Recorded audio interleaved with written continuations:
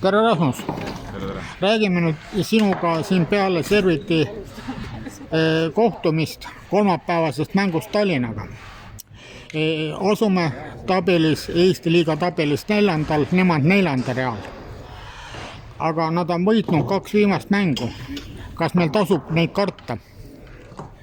Meil tasub kõiki karta, et kui meie oma mängu ei mängi, siis need kaotused on lihtsalt tulevad. Meie trump on distsipliin ja Tallinn on praegu hästi mänginud ja usun, et Mikk on kindlasti rohkem mängu sisse saanud, kui ta oli hooaja alguses. Neil on ühtlasi võistkond, Veeganerid on hästi liitunud, väravahid on tugevad, neil on käike kõvasti.